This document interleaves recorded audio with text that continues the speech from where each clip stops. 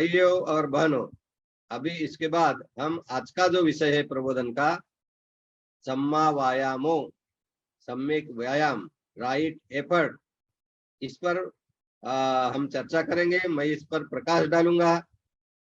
तो आप जानते हो कि तथागत गौतम बुद्ध ने महासतिपट्टान सूत्र समझाते हुए कम्मास धम्म में उन्होंने ये देशना दी थी भिक्षुओं को।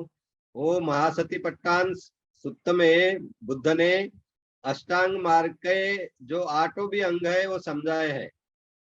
तो इसी महासतिपट्टान सूत्र में उन्होंने सम्यक व्यायाम के बारे में भी कहा है, उसकी परिभाषा की है।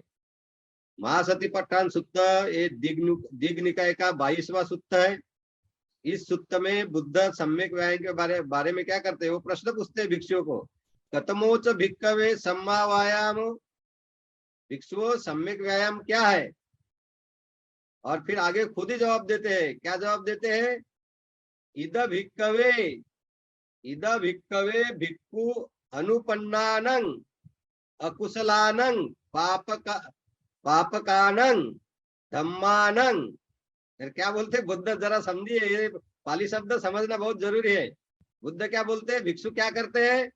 तो भिक्षु, जब बुद्ध भिक्षु बोलते हैं, भिक्षु शब्द का प्रयोग करते हैं, इसलिए भिक्षु शब्द का प्रयोग करते हैं बुद्ध, क्योंकि भिक्षु उनके आगे थे। तो ये जो उपदेश है भिक्षुओं को, उपासकों को भी जैसे के वैसे लागू होता है। तो बुद्ध बोलते हैं ये सम्यक व्यायाम क्या है?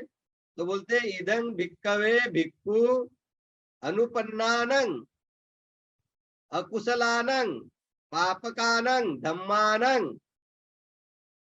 अनुपादाय छंदं जानेति वायेमति वीर्यं आरभति चित्तं पगन्हाति पदहति। तो बुद्ध क्या बोलते हैं, ये शब्द आप लोगों ने समझ लेना चाहिए। ये शब्द समझना जरूरी है। अगर मराठी में भी समझते हो, हिंदी में भी समझते हो, अंग्रेजी में भी समझते हो तो भी काफी है। पर पाली का अभ्यास करते हैं तो उसके लिए बुद्ध के शब्दों में जो अर्थ है, उसमें जो मिठास है, और उसमें अपने शिष्यों को सिखाने का जिस भाषा जो उन्होंने प्रयोग में लाई है, उसके प्रति हमारी धम्म के प्रति, बुद्ध धम्म संघ के प्रति श्रद्धा बढ़ाने में ये भाषा बहुत मदद करती है। तो एक बात इसमें देखो, भिक्खु क्या करता है, अनुपानन यानी जो अभी तक निर्माण नहीं हुए है, निर्माण नहीं हुई है। क्या अभी तक निर्माण नहीं हुए है? अनुपानन अकुशलानंग यानी जो अकुशल है, पापकानंग यानी जो पाप है, अकुशल है, पाप है। पाप है और अकुशल एक ही शब्द है, एक ही अर्थ है दोनों का। तो क्या है, जो अभी तक निर्माण नहीं हुआ है? क्या निर्माण नहीं हुआ है? जो अकुशल है, जो पाप है। पाप का अनंग धम्मानंग, ऐसे धम्म जो अकुशल है, पाप है, और अभी तक वो निर्माण नहीं हुए हैं, उसके बारे में भिक्षु क्या करता है? अनुपादाय छंदं जनेति। अनुपादाय यानी वो निर्माण ही नहीं हो, अनुपादाय ने निर्माण ही नहीं हो, इसके लिए छंदं जनेति यानी छंद यानी दृढ़ इच्छा, दृढ़ इच्छा निर्माण करता है कि जो धम्म यानी जो चित्त वृत्ति, जो चित्त जो अकुशल है, पाप है, वैसे चित्त, वैसी चित्त वृत्तियां जो अभी तक निर्माण नहीं हुई है, वो निर्माण नहीं होने के लिए भिक्षु क्या करता है? दृढ़ इच्छा निर्माण करता है। छंदं जनेति वायेमति, प्रयास करता है। वीर्यं आरभति, वीर्य यानी क्या? वीर्य यानी ऊर्जा, एफर्ट। तो ऊर्जा ऊर्जा ऊर्जा निर्माण करता है, और नष्ट हो निर्माण हो, इसलिए जो अकुशल है, जो पाप है, ऐसे चित्तवृत्तियां जो निर्माण नहीं हुए अभी तक, वो निर्माण ही नहीं हो, इसीलिए ये भिक्षु या व्यक्ति अपने मन में दृढ़ इच्छा निर्माण करके प्रयास करता है, और इसके लिए अपनी ऊर्जा जो है काम में लाता है। और क्या बोले बुद्ध? चित्तं पगन्हाति, मन से प्रयास करता है, पूरी कोशिश करता है, पगहति। तो ये जो पहला सम्यक व्यायाम की 4 बातें बुद्ध ने बताई है, उसमें से ये पहली बात है। तो ये चारों बातें बहुत अच्छी तरह से समझ लेना जरूरी है। पहला जो आचरण है हमारा, आप देखोगे ये जो सम्यक व्यायाम, ये जो भाग जो है अष्टांग मार्ग का, इसको समाधि का भाग बोलते हैं। यानी सम्मा व्यायामो, सम्मा सती और सम्मा समाधि, ये तीनों को समाधि के अंग बोलते हैं। तो ये समाधि का अंग क्यों है? क्योंकि इस पर आप मन पर कितना नियंत्रण ला रहे हो, कितना दृढ़ संकल्प करके, दृढ़ इच्छा निर्माण करके, आप पूरी ऊर्जा लगाकर आप पूरे मन के साथ जो अकुशल पाप है, ऐसी चित्तवृत्तियां जो निर्माण नहीं हुई है, वो निर्माण ही न हो, इसीलिए आप दृढ़ इच्छा निर्माण करते हो, प्रयास करते हो, पूरी ऊर्जा का प्रयोग करते हो इसके लिए, और मन से पूरी कोशिश करते हो, पूरा प्रयत्न करते हो। तो ये पहली बात बुद्ध ने भिक्षुओं को समझाई कि सम्यक व्यायाम क्या है। तो क्या है सम्यक व्यायाम की पहली बात? देखिए, आप जानते हो, आपका मन तो आप जान सकते हो, हर एक व्यक्ति को मन है। मन नहीं है ऐसी कोई व्यक्ति विश्व में निर्माण नहीं होती। जब गर्भधारणा होती है, गर्भ का प्रवास शुरू होता है, तब शरीर और चित्त, शरीर और मन दोनों उसमें होते हैं। और वो चित्त जो है, वो आप देखोगे अभी आपके चित्त में हमेशा विचार आते हैं, विकार आते हैं, चित्त आपका खाली नहीं होता है। तो ये चित्त में जो विचार विकार आते हैं, इनको मनोवृत्तियां कहते हैं, मेंटल फैक्टर्स बोलते हैं, मेंटल कंटेंट बोलते हैं, इसी को धम्म कहते हैं। तो आपके मन में जो हमेशा विचार आते हैं, विकार आते हैं, जो धम्म आते हैं, जो चित्तवृत्तियां निर्माण होती है, जो चित्त निर्माण होते हैं, कुछ लोगों ने अभिधम्म का अभ्यास किया होगा तो जानते हैं कि 81 प्रकार से चित्त बदलते रहता है, और 81 प्रकार के चित्त होते हैं, उसमें से 12 प्रकार के अकुशल चित्त होते हैं। तो यही तो बुद्ध यहाँ समझा रहे हैं कि जो चित्त अकुशल है, अकुशल चित्त वृत्तियां है, जो पाप है, जो और वो अभी तक निर्माण नहीं हुए हैं, वो निर्माण ही न हो, इसीलिए क्या करना? इसीलिए दृढ़ इच्छा निर्माण करना, प्रयास करना, पूरी ऊर्जा वो प्रयोग में लाना अपनी, और पूरे मन में उन्हें दूर रखने के लिए, निर्माण न होने के लिए पूरी कोशिश करना, प्रयत्न करना, यही सम्यक व्यायाम है, ऐसा बुद्ध कहते हैं। तो ये पहली बात हो गई। फिर दूसरी बात बुद्ध क्या कहते हैं? दूसरी बात बुद्ध ये कहते हैं, उपन्नानंग अकुशलानंग। उपन्नानंग यानी दूसरी बात है, अभी देखो, उपन्नानंग जो निर्माण हुए हैं। क्या निर्माण हुए? उपन्नानंग अकुशलानंग पापकानंग धम्मानंग पहानाय छंदंग जनेती। अभी पहाना यानी नष्ट करना। मैं आपको ये समझा रहा था दूसरी बात, कि जो चित्त जो है, जो अकुशल है, पाप है, वो चित्त निर्माण हुए हैं, उपन्नानंग अकुशलानंग पाप कानंग धम्मानंग पहानाय। पहानाय यानी नष्ट करने के लिए। और वही बातें, छंदंग जनेति वायेमति वीर्यं आरभति चित्तन चित्तं पग्गन्हाति पदहति। तो दूसरा सम्यक व्यायाम का दूसरा भाग क्या है, दूसरा अंग क्या है, कि जो अकुशल चित्त निर्माण हुए हैं, चित्त वृत्तियां निर्माण हुई है, उन्हें नष्ट करने के लिए व्यक्ति भिक्खु क्या करता है? दृढ़ इच्छा निर्माण करता है, प्रयास करता है, पूरे अपने शक्ति के साथ अपनी पूरी ऊर्जा उसमें लगा देता है, और मन से पूरा प्रयत्न करता है, कोशिश करता है कि वो जो उत्पन्न हुई अकुशल चित्त वृत्तियां है, अकुशल चित्त है, वो नष्ट हो जाए। तो देखिए, सम्यक व्यायाम में अकुशल चित्त वृत्ति अगर मन में निर्माण, अकुशल चित्त वृत्ति के बारे में दो प्रयास है, दो प्रयत्न है, उसी को राइट एफर्ट बोलते हैं, उसे ही सम्मा व्यायाम बोलते हैं। तो कौन से दो? जो अकुशल चित्त वृत्तियां जो अकुशल है, पाप है, जो अभी तक निर्माण नहीं हुए है, वो निर्माण ही न हो भविष्य में, इसके लिए दृढ़ इच्छा निर्माण करना, पूरा प्रयत्न करना, अपने पूरे ऊर्जा का प्रयोग करना और पूरे मन के शक्ति के साथ प्रयास करना, कोशिश करना, ये पहला सम्यक व्यायाम का ये आचरण है। दूसरा सम्यक व्यायाम का आचरण क्या है? अकुशल चित्त वृत्तियों के अकुशल चित्त के बारे में। तो जो अकुशल चित्त, जो अकुशल है, पाप है, वो मन में अगर निर्माण हुए हैं तो उन्हें नष्ट करने के लिए दृढ़ इच्छा निर्माण करना, मन अपने पूरा प्रयास करना, पूरी अपनी ऊर्जा का उसमें प्रयोग करना और मन पूरे प्रयास के साथ मन वो प्रयत्न करना मन से कि वो नष्ट जो चित्त जो उत्पन्न अकुशल चित्त वृत्तियां निर्माण हुई है वो नष्ट होने करने के लिए।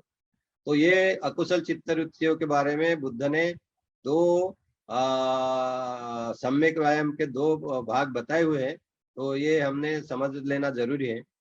आगे में बुद्ध कहते हैं अनुपन्नानं कुशलं अनुपन्नानं कुशलानं धम्मानं उपादाय। क्या बोलते हैं बुद्ध? अनुपन्नानं कुशलानं धम्मानं उपादाय, यानी जो कुशल है, कुशल चित्त है, कुशल चित्त वृत्तियां है, जो अभी तक निर्माण नहीं हुई है, उनको निर्माण होने के लिए, निर्माण करने के लिए अनुपन्नानं कुशलानं चित्तानं उपादाय, यानी जो कुशल चित्त वृत्तियां है वो हमारे मन में अभी तक कभी निर्माण ही नहीं हुई। जो कुछ कुशल है, जो कुशल है वो निर्माण नहीं हुआ, वो निर्माण करने के लिए क्या करता है भिक्खु? छंदं जनेति वायेमति वीर्यं आरभति चित्तं पग्गनहाति पदहति। तो भिक्खु क्या करता है? जो कुशल है पर निर्माण नहीं हुआ अभी तक, वो निर्माण हो इसके लिए पूरी दृढ़ इच्छा निर्माण करता है और वो दृढ़ इच्छा के साथ पूरा प्रयत्न करता है, अपनी पूरी ऊर्जा उसमें लगा देता है और मन का कठोर संकल्प करके मन का वो पूरी कोशिश करता है कोई कुशल चित्तवृत्तियां निर्माण हो। तो ये तीसरा सम्यक व्यायाम का भाग है, ये तीसरा सम्यक व्यायाम का आचरण है जो बुद्ध ने समझाया। फिर आगे में बुद्ध बोलते हैं कि चौथा जो आचरण है सम्यक व्यायाम का, वो बुद्ध बताते हैं। तो बताते हैं उपन्नान कुशलानं धम्मानं, उपन्नान कुशलानं धम्मानं, यानी जो कुशल चित्त है, चित्त वृत्तियां है जो निर्माण हुई है, वो क्या करेंगे? तो बुद्ध कहते हैं कि जो कुशल चित्त वृत्तियां, चित्त हमारे मन में निर्माण हो गई है, वो अबाधित रखने के लिए, वो वैसे ही बनाकर रखने के लिए, उसकी वृद्धि करने के लिए, उसकी ताकत बढ़ाने के लिए, उसमें परिपूर्णता आने के लिए भिक्खु या कोई भी व्यक्ति छंदं जनेति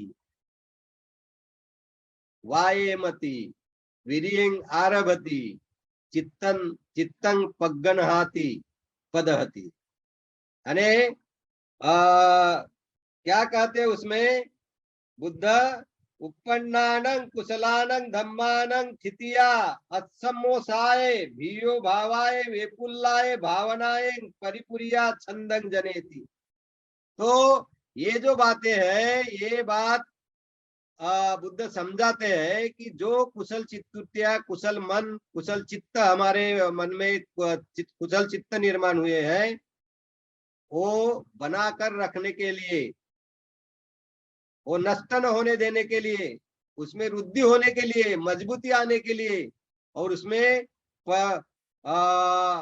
परिपूर्णता लाने के लिए ये व्यक्ति भिक्खु प्रयत्न करता है, पूरी कोशिश करता है। यही सम्यक व्यायाम है। तो इसी तरह ये चार सम्यक व्यायाम की जो बातें बुद्ध ने बताई है, बहुत अच्छी तरह से समझ के हम हमारे हर पल जो हमारा आचरण होता है, उस हर पल में जो आचरण होता है उसमें हमें इसका पालन कर सकते हैं। क्योंकि हमारे मन में अकुशल चित्त वृत्तियां और अच्छी चित्त वृत्तियां बार बार निर्माण होती है। एक ही दिन में कितनी बार निर्माण होती है? बहुत अकुशल भी होती है और कुशल भी होती है।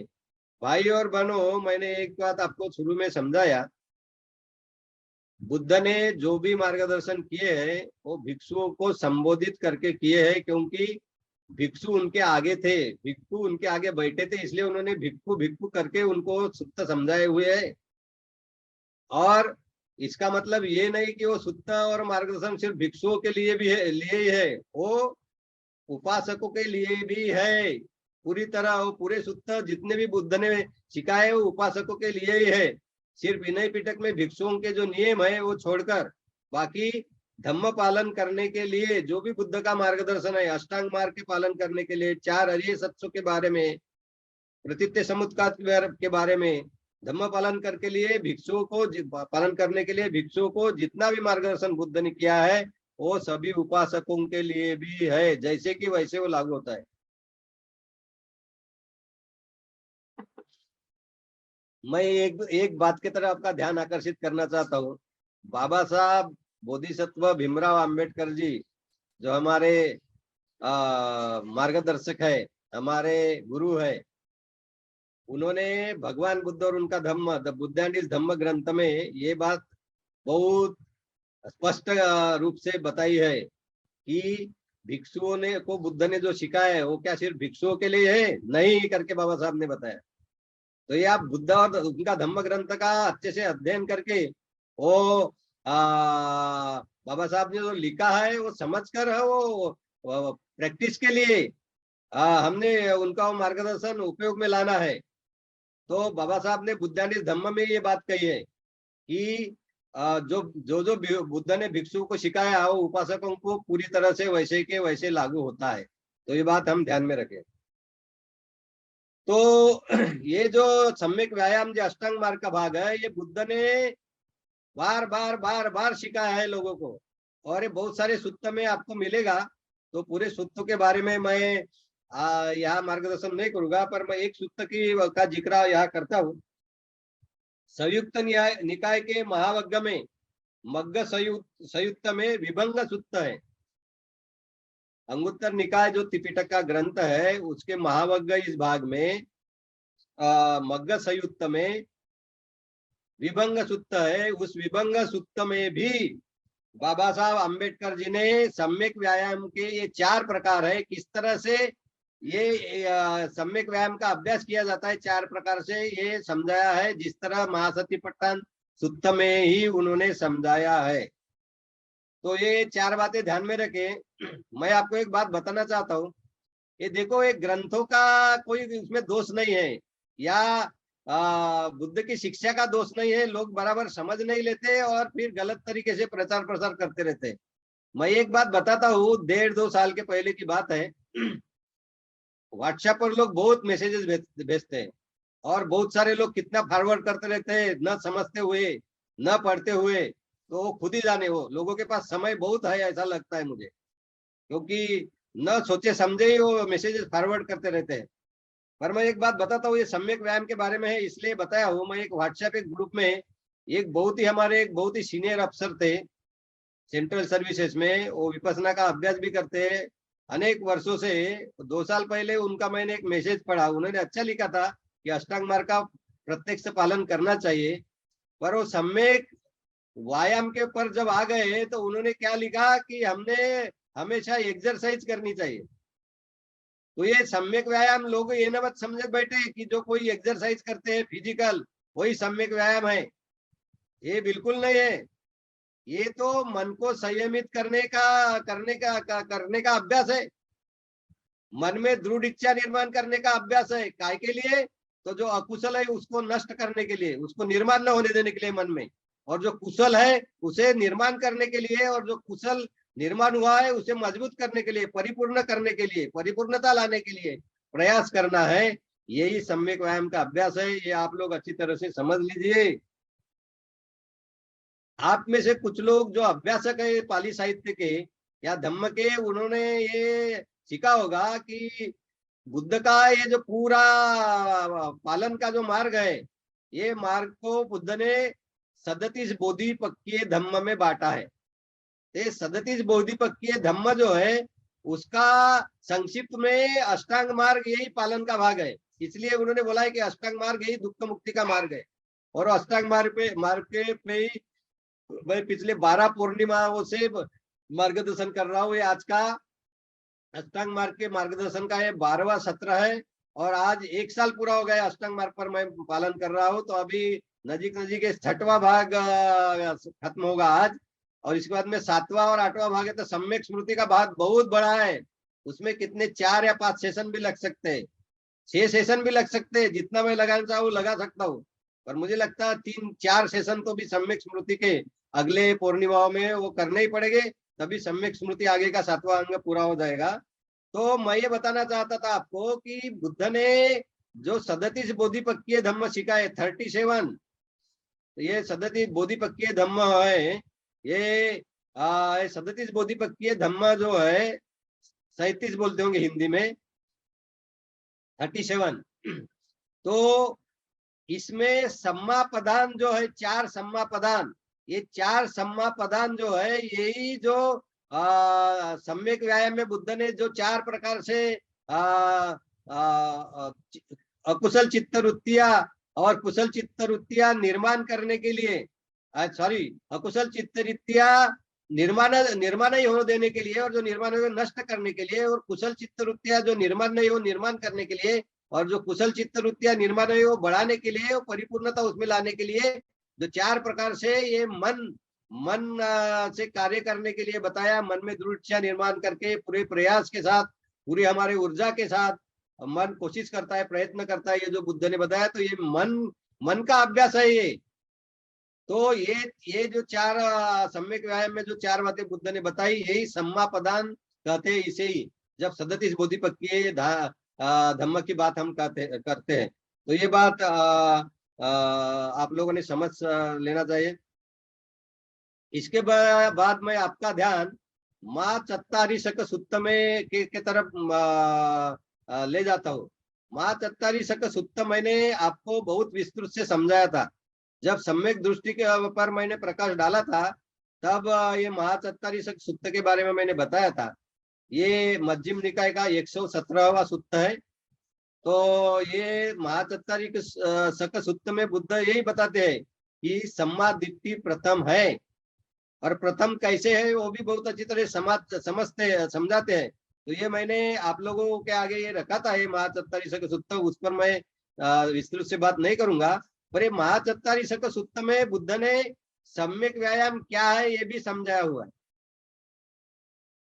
तो बुद्ध उसमें बोलते हैं, उसमें पूरे अष्टांग मार्ग के बारे में सम्यक दृष्टि में है, और उसमें यही बताया गया है कि सम्यक दृष्टि प्रथम है सभी 8 अंगों में अष्टांग मार्ग के। तो उसमें कहते हैं बुद्ध मिथ्या दृष्टि, अभी जब सम्यक दृष्टि नहीं है तो मिथ्या दृष्टि होती है, रॉन्ग व्यू, मिथ्या दृष्टि और सम्यक दृष्टि। तो मिथ्या दृष्टि नष्ट करने का प्रयत्न और सम्यक दृष्टि निर्माण करने का प्रयत्न, यही सम्यक व्यायाम है, राइट एफर्ट है, ऐसा बुद्ध ने महाचत्तारी शक सुत्त में कहा है।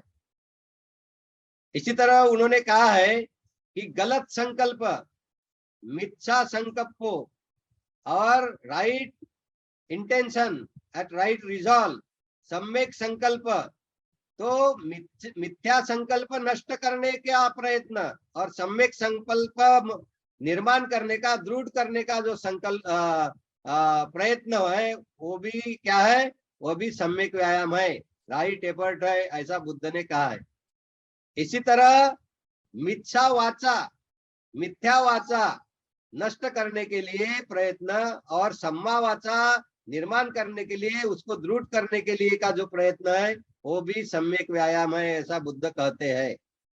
उसी प्रकार मिथ्या कर्मांत जो है, रॉन्ग कंडक्ट, और सम्मा सम्मा कम्मंतो जो है, सम्यक कर्मांत जो है, यानी पंचशील के 4 शीलों का जो पालन है, वो मिथ्या कर्मांत दूर रखने के लिए और सम्यक कर्मांत का अभ्यास करने के लिए जो प्रयत्न होता है, वह भी राइट एफर्ट है। सम्यक व्यायाम है, ऐसा बुद्ध कहते हैं। उसी प्रकार जो मिथ्या आजीविका है, गलत आजीविका है, उसे दूर रखने के लिए और आजीव जो है, सम्यक आजीविका जो है वह बढ़ाने के लिए, मजबूत करने के लिए जो प्रयत्न किया जाता है वह भी सम्यक व्यायाम है, राइट एफर्ट है, ऐसा बुद्ध कहते हैं। उसी प्रकार जो सम्यक व्यायाम है, जो आज मैंने 4 प्रकार बताए किस तरह सम्यक व्यायाम किया जाता है,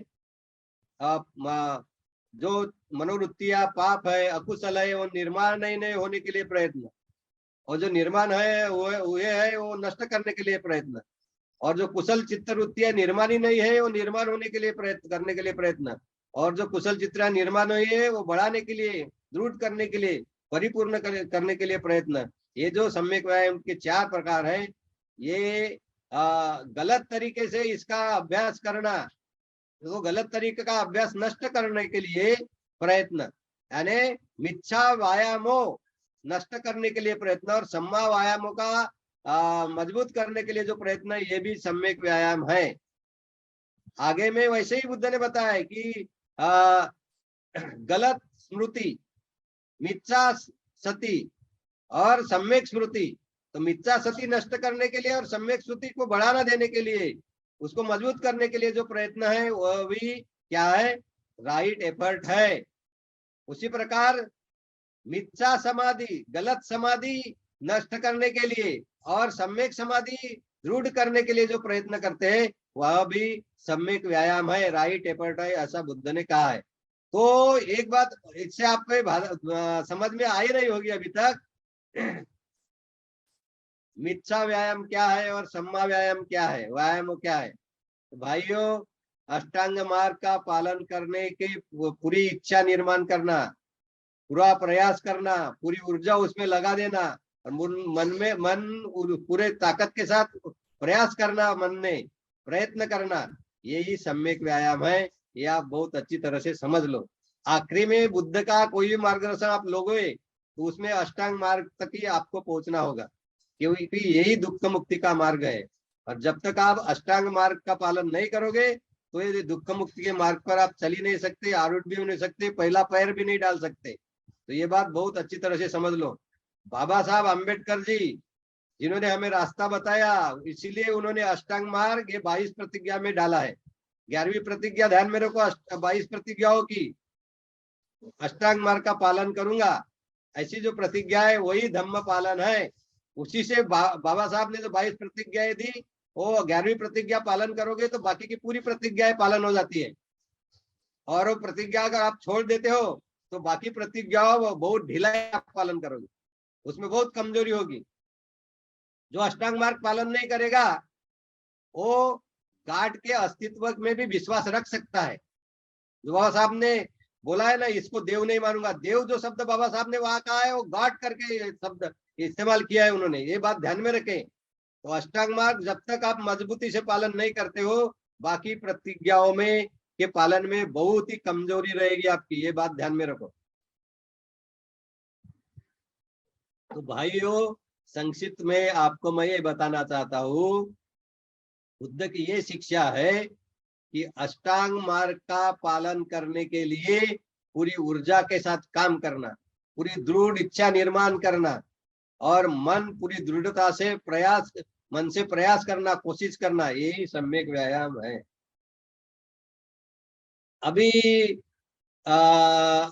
आपको मैं कुछ बातें समझाना और चाहता हूँ कि बुद्ध ने तो कहा है अकुशल चित्त वृत्तियां, अकुशल चित्त, अकुशल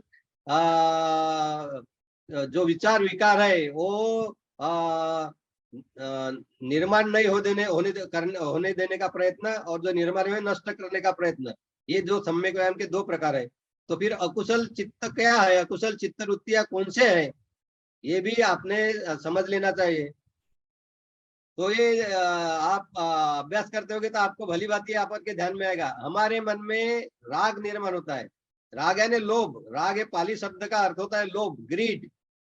फिर दोष यानी हैट्रेड, एवर्सन, और मोह यानी इग्नोरेंस, अविद्या, अज्ञान। तो ये राग, द्वेष और मोह, लोभ द्वेष और मोह, ये जो विकार है ये अकुशल है, और इन्हें नष्ट करने का प्रयत्न होना चाहिए, इन्हें निर्माण नहीं होने देने का प्रयत्न होना चाहिए। और निर्माण हो गए हैं, हमारे मन में बैठे हुए हैं ये। जैसे जन्म हो जाता है तो लोभ द्वेष मोह के साथ ही जन्म होता है। अगर लोभ द्वेष और मोह न रहे तो जन्म होगा क्या? नहीं होगा। कोई व्यक्ति ने, किसी ने देखा है क्या? अभी इसमें इतना मानव इतिहास है, किसी ने देखा है? बहुत लोग सिर्फ डिबेटी करते रहते हैं और बहुत चर्चा करते रहते हैं और धम्म के पालन में नहीं लगते। किसी ने कभी देखा है क्या कि लोभ मोह द्वेष और मोह नहीं होने वाली कोई व्यक्ति इस विश्व में निर्माण हुई है? किसी ने नहीं देखा, क्योंकि ऐसी व्यक्ति होती ही नहीं। इतना है कि जब बालक और या बालिका जन्म लेती है तो ये लोभ द्वेष और मोह सुप्तावस्था में होते हैं, लैटेंट, पर होते ही है, दे आर इनहेरेंट। तो ये लोभ द्वेष और मोह, लोभ दोष और मोह पाली में कहते हैं ये जो विकार है ये अकुशल है। बाद में पंच न्यूरन जो है, जिनको 5 हिंड्रेंसेस बोलते हैं, जो ये 5 हिंड्रेंसेस जो है ये अष्टांग मार्ग के अभ्यास के लिए क्या है, ये कमजोरियां है, वो व्यत्यय है, ऑब्स्टेकल्स है। वो 5 न्यूरन जो है, वो 5 न्यूरन ये समाधि के अभ्यास के लिए भी व्यत्यय है, ऑब्स्टेकल्स है, कमजोरियां है। कौन से 5 न्यूरन? एक तो है कामत छंद, कामत छंद यानी परत ये और यही बात है। कामत छंद यानी क्या? तो इंद्रिय सुख भोगने की इच्छा, यही काम छंद है। आंखें, कान, नाक, जीवा और शरीर, शरीर और मन, इनको जो सुख मिलता है वो भोगने की जो इच्छा है वही काम छंद है। फिर व्यापाद है, व्यापाद यानी और द्वेष हो गया। फिर थीन मिद्या है, थीन मिद्या यानी शरीर और मन का आलस। उसके बाद में उद्दच्च कुकुच्छ है, उद्दच्च कुकुच्छ यानी उद्वेग, खेद, पश्चाताप। और बाद में विचिकित्सा है, आखिरी का 5वां न्यूरन। क्या है विचिकित्सा? बुद्ध धम्म संघ के प्रति संभ्रम। तो ये 5 न्यूरन जो है, ये 5 न्यूरन भी अकुशल है। ये अकुशल जब निर्माण होते हैं, अकुशल चित्त वृत्तियां है, अकुशल चित्त है, उस अकुशल के साथ ही वो निर्माण होते हैं। तो ये भी अकुशल है, ये समझ लीजिए। तो इनको निर्माण न होने देने का प्रयत्न, और मन में निर्माण हो गए तो उनको नष्ट करने का प्रयत्न, दूर करने का प्रयत्न, यही सम्यक व्यायाम है। पंचशील का पालन न करना, है ना, नशा पानी करना, प्राणी हिंसा करना, चोरी करना, व्यभिचार करना, झूठ बोलना, निंदा करना, कटुवचन बोलना, जो बात महत्व की नहीं हो बातें बोलना, ये करना, ये भी अकुशल है। ये अकुशल क्या है समझ लीजिए आप। सबसे बड़ा अकुशल तो मन में तृष्णा होना यही है, यानी लोभ मोह द्वेष होना, और ये निर्माण होने देना, ये अकुशल है। इसको हमें निर्माण नहीं होने देना है, और निर्माण है तो नष्ट करना है। तो ये बातें अच्छी तरह समझ लिए। फिर कुशल धम्म कौन से? क्योंकि बुद्ध आगे में कहते हैं अनु अनुपानंग कुशलानंग धम्मानंग उपाध्याय छंदंग जनेति। क्या बोलते बुद्ध? जो कुशल धम्म, जो कुशल चित्तवृत्तियां निर्माण नहीं हुई है, वो निर्माण करने के लिए प्रयत्न करना, उसमें पूरी दृढ़ इच्छा निर्माण करना, पूरी ऊर्जा के साथ प्रयास करना, वो निर्माण होने के लिए प्रयास करना, मन से पूरी कोशिश करना। ये जो बात बुद्ध ने कही है, तीसरा जो बात कही है ना, सम्यक व्यायाम की जो तीसरा प्रकार आपको बताया है, और आगे बताया है कि जो कुशल चित्त निर्माण हुए वो मजबूत करना, दृढ़ करना, परिपूर्ण करना, उसके लिए ऊर्जा का संचार होना, इसलिए दृढ़ इच्छा निर्माण होना, पूरे प्रयास के साथ मन उसकी कोशिश करेगा कि ये दृढ़ हो, मजबूत हो, परिपूर्ण हो कुशल चित्त वृत्तियां। तो ये जो 2 प्रकार कुशल चित्त के बारे में बुद्ध ने बताए हैं सम्यक व्यायाम में, तो ये कुशल धम्म क्या है, कुशल चित्त क्या है, ये भी समझ ले। तो दान ये कुशल है, दान है, शील है, श्रद्धा है, समाधि है, प्रज्ञा है, स्मृति है, तो जिन्होंने अभ्यास किया होगा 37 बोधिपक्के धम्म का, तो उसमें जो बल और इंद्रिय के है 5, कौन से? उसमें समाधि है, प्रज्ञा है, वीर्य यानी ऊर्जा, श्रद्धा है और स्मृति है। यानी समाधि, प्रज्ञा, वीर्य, श्रद्धा और सती, तो ये 5 बल बोलते हैं इनको, या 5 इंद्रिय बोलते हैं। ये भी हमारे क्या है? कुशल धम्म है। फिर दान भी कुशल धम्म है, शील भी कुशल धम्म है, पंचशील अष्टशील का पालन करना कुशल धम्म है, अष्टांग मार्ग का पालन करना कुशल धम्म है। जो 4 ब्रह्म विहार जिन्हें बोलते हैं, इलिमिटेबल्स, अपमयो ऐसा कहा है पाली में, तो ये 4 कौन से? करुणा, मेत्ता, मुदिता और उपेक्षा। करुणा, मैत्री, उपेक्षा और मुदिता, ये इनका मन में निर्माण हो, भावनाएं निर्माण हो, ये कुशल है। बाद में 7 बोधजंग जो है, स्मृति बोधजंग है, धम्म विचय बोधजंग है, वीर्य बोधजंग है, स्थिति बोधजंग है, पसद्धि बोधजंग है, एकाग्रता एकग्रता बोधजंग है और उपेक्षा बोधजंग है। ये 7 बोधजंग निर्माण करना ये भी कुशल है। 4 स्मृति प्रस्थानों का अभ्यास करना, कायानुपස්සना, वेदनानुपස්සना, चित्तानुपස්සना, धम्मानुपස්සना, ये भी क्या है? ये भी कुशल है, ये भी कुशल धम्म है। तो ये इस प्रकार से कुछ कुशल धम्म मैंने आपको बताया, पर इसमें पूरा अष्टांग मार्ग आ गया। ये कुशल धम्म निर्माण नहीं हुए हैं, तो निर्माण करने के लिए क्या करना? छंदं जनेति, वायेमति, वीर्यं आरभति, चित्तं पग्गनहाति पदहति। यानी पूरी दृढ़ इच्छा निर्माण करना, पूरा प्रयास करना, पूरी ऊर्जा संचारित करना इसके लिए, और पूरे मन के साथ पूरा प्रयास करना, कोशिश करना, ये सम्यक व्यायाम है। ये हम ध्यान में रखें।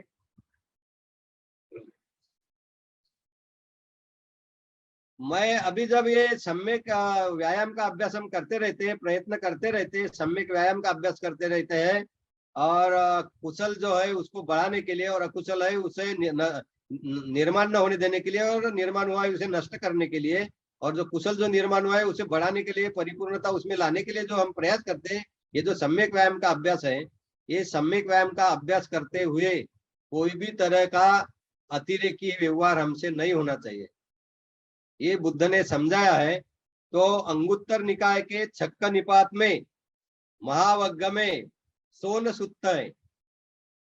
अंगुत्तर निकाय के छक्क निपात में महावग्ग में सोन सुत्त है। सोन सुत्त, सोन ये भिक्खु था, तो ये सोन सुत्त में बुद्ध ने ये बात समझाई है कि जब सम्यक व्यायाम का अभ्यास करते रहते हैं, प्रयत्न करते रहते हैं हम अष्टांग मार्ग का, और कुशल बढ़ाने के लिए और कुशल नष्ट करने के लिए, तो हमने उसमें भी मध्यम मार्ग होना चाहिए, उसमें बहुत अतिरेक हमने नहीं करना चाहिए। तो ये सोन नाम का जो भिक्खु था, ये शीतवन में अष्टांग मार्ग का पालन कर रहा था, समाधि का अभ्यास कर रहा था, और बुद्ध तब रुद्रकूट पर्वत, जो राजगीर में आज भी हम वहां जा सकते हैं, वो रुद्रकूट पर्वत पर बुद्ध थे। तो और सोन जो है ये शीतवन नाम के जगह पर विहार कर रहा था, वहां वास्तविक कर रहा था और समाधि का अभ्यास कर रहा था। और समाधि का अभ्यास किस तरह से कर रहा था? वो तो चलकर समाधि का अभ्यास कर रहा था, जिसे वॉकिंग मेडिटेशन कहते हैं। आज भी बहुत सारे बौद्ध राष्ट्रों में वॉकिंग मेडिटेशन सिखाते हैं, भारत में भी कई जगह सिखाते हैं। तो ये वॉकिंग मेडिटेशन कर रहा था, और इतना प्रयत्न से और चलते हुए इतना बल अपने पैरों पे दे रहा था, और इतना वो ज्यादा चल रहा था बिना रुके कि उसके पैर पूरे छिल गए। उसका पैरों का जो स्किन है, त्वचा है, वो फट गई, उससे खून बहने लगा। तो इतना प्रयास वो सोन कर रहा था। और फिर उसके मन में ये विचार आया कि बुद्ध के जितने शिष्य बहुत बड़ा प्रयत्न करते हैं, जिनको आरब्ध वीर्य है ऐसा कहते हैं पाली भाषा में। आरब्ध वीर्य यानी बहुत बड़ा उनका सम्यक व्यायाम का संकल्प होता है, सम्यक व्यायाम का अभ्यास होता है। ऐसे जो बुद्ध के शिष्य है उसमें मैं सबसे आगे हूँ, ऐसा विचार ये इसके मन में निर्माण हो गया, सोन में के मन में। और फिर दूसरे क्षण ही उसके मन में विचार निर्माण हो गया, पर अभी तक तो मेरी तृष्णा नष्ट नहीं हुई, अभी तक मैं दुख से मुक्त नहीं हुआ, फिर मैं इतना प्रयत्न क्यों करूं? और उसके मन में ये विचार है कि मेरे घर में बहुत संपत्ति है, मैं अपने घर में लौट जाऊं, मैं गृहस्थ बनूं, ये चीवर त्याग दूं, और मेरे घर में इतनी संपत्ति है तो उससे मैं पुण्य करूंगा, भिक्षु संघ को भी दान दे सकूंगा और बहुत बड़ा पुण्य अर्जित करूंगा। ऐसा विचार उसके मन में निर्माण आया। तो अभी भाइयों बहनों आप बोलोगे ये चमत्कार है कि क्या है, तो बुद्ध ने ये तुरंत जाना कि सोन के मन में ऐसा विचार क्यों आया। तो मैं आपको एक बात समझाना चाहता हूँ कि बार बार हम ये धम्म की बातें कहते हैं। देखिए विश्व में सिर्फ पूरा जो विश्व है ये तरंगमय है। आज अमेरिका में जो कुछ बातें हो रही है वो भारत में बैठकर हमें कैसी एक सेकंड में जैसी वहां हो रही दिखती है, क्योंकि ये पूरा विश्व तरंगमय है, इसमें वेव जी वेव है, तरंग ही तरंग है। उसी तरह बुद्ध ये आचरण वातावरण में जो तरंग है उसका तरंग से अपने मन के शक्ति के कारण वो अपना वहां तक वो पहुंचकर वो उसके चित्त तक, किसके सोन के चित्त तक, वो उसके चित्त में क्या चल रहा है ये जान सकते हैं। ये बोधि ज्ञान है बुद्ध का। इसको ही चेतोपरीय ज्ञान बोलते हैं कि जिसका चित्त जानने का अभ्यास जो है उसका ज्ञान जो होता है। तो बुद्ध ने अपने बोधि चित्त चेतोपरीय ज्ञान से ये जाना कि सोन के मन में ये विचार आया है कि वो भिक्षु जीवन त्याग कर गृहस्थ बन जाए। और तुरंत बुद्ध गृद्धकूट पर्वत से उसके पास जाते हैं, उसके आगे खड़े वहां जाकर वो वहां बैठ जाते हैं ध्यान के लिए। और बुद्ध तो हमेशा ध्यान, अभी बोलेंगे बुद्ध सही में ध्यान के लिए बैठेंगे, तो ध्यान करना क्या है, ध्यान है हमारे शरीर और मन पे हमारा मन हमेशा टिका रहे और वहां की सत्यता जानते रहे।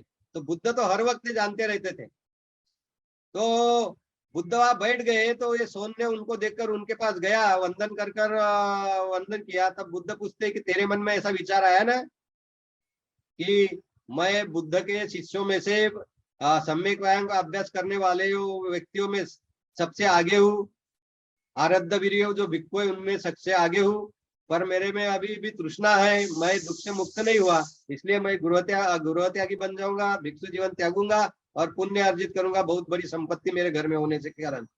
तो वो बोलता है हाँ मेरे मन में ऐसा विचार आया तथागत। फिर वो बोलते हैं कि ये तेरा विचार अच्छा नहीं है। फिर उसको बुद्ध उसको प्रश्न पूछते हैं कि तो जब गृहस्थ था तो तूने वीणा देखी है, वीणा वीणा जो बजाते हैं ना, वो वीणा तूने देखी कभी? तो बोलता है हाँ। तो बोले अगर वीणा का जो तार है वो उसमें अगर बहुत ज्यादा तनाव हो, टेंशन हो, तो क्या उसको बजा सकते हैं अच्छे से? तो वो बोलता नहीं। और बहुत ही ढीले है वो तार वीणा के, तो भी बजा सकते हैं? बोलता नहीं। तो बोलता उस बुद्ध बोलते हैं उस तार जो होते हैं वीणा के उसमें एक बहुत ही ज्यादा उसमें तान न हो और बहुत ही कम न हो, वो ढीले न हो, तो एक विशिष्ट उसमें तान होने के बाद ही वो बचती है बिना। तो इसी तरह उसको बोलते हैं कि तू भी जो है प्रयास कर रहा है, सम्यक व्यायाम का अभ्यास कर रहा है, अष्टांग मार्ग के पालन करने के लिए पूरा कोशिश करता है, समाधि का अभ्यास करता है, इतना तूने इसको अतिरेक कर दिया कि तेरे पैर से खून निकल रहा है, तो ये जो तू कर रहा है ये ठीक नहीं है। बुद्ध बोलते हैं जब हम अतिरेक करते हैं, ज्यादा ही ऊर्जा हम लगाते हैं, तो क्या हो जाता है, वो बोलते हैं कि उसमें मन में एक प्रकार का ये चंचलता आ जाती है, रेस्टलेसनेस आ जाती है, और जब बहुत ही कम प्रयास करते हैं तो आलस आ जाता है। इसलिए सम्यक व्यायाम का अभ्यास करते हुए हम ये जो प्रयास है ये प्रयास सम्यक ही होना चाहिए, बहुत ज्यादा भी नहीं होना चाहिए, बहुत ही कम भी नहीं होना चाहिए। तो ये बुद्ध बताते हैं। बुद्ध का ये मार्गदर्शन सुनकर इसकी आंखें खुल गई सोन की, और उसने प्रयास योगी तरह से अपना प्रयास रखा और आगे वो अरहंत बन गया। तो सोन सूत्र में आप पढ़ सकते हो। तो भाइयों और बहनों, आज के इस कार्तिक पूर्णिमा के दिन एक सम्यक व्यायाम पर मुझे जो आपको मार्गदर्शन करना था, जो प्रबोधन करना था, वो इतनी बातें मैं आपको बताता हूँ। ये बुद्ध का मार्गदर्शन है सम्यक व्यायाम के बारे में।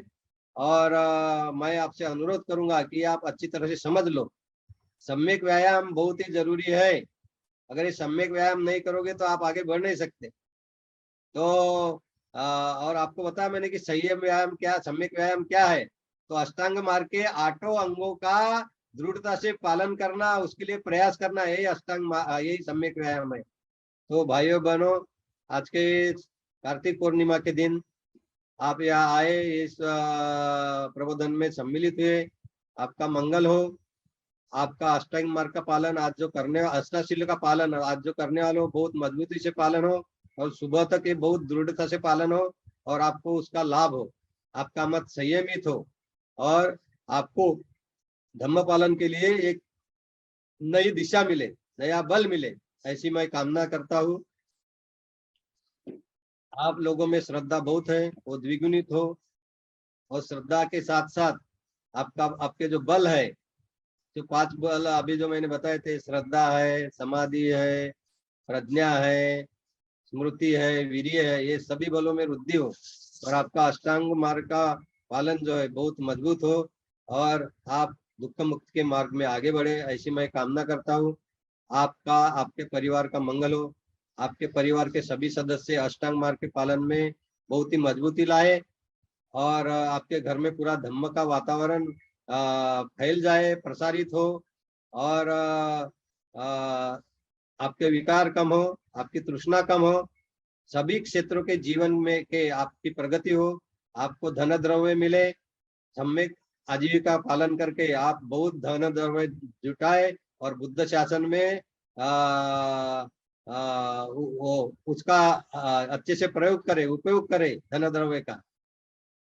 तो भाइयों बहनों, आपको अच्छे आरोग्य मिले, मानसिक स्वास्थ्य उत्तम रहे, शारीरिक स्वास्थ्य उत्तम रहे, और आनंद के साथ, प्रसन्नता से के साथ आपको अष्टांग मार्ग पालन करने के लिए सम्यक व्यायाम का आपके अभ्यास में बल मिले, मजबूती मिले, ऐसी मैं कामना करता हूँ। और आज का ये जो प्रबोधन है मैं यही समाप्त करता हूँ। सब्बे सत्ता सुखिनो होन्तु, सब्बे सत्ता खेमिनो होन्तु, सब्बे सत्ता सुखितत्व होन्तु। सभी जीव शारीरिक दृष्टि से और मानसिक दृष्टि से सुखी रहे, सभी संकटों से मुक्त रहे। भवतु सब्ब मंगलम, भवतु सब्ब मंगलम, भवतु सब्ब मंगलम। सबका मंगल हो, सबका मंगल हो, सबका मंगल हो। नमो बुद्धाय, जय भीम।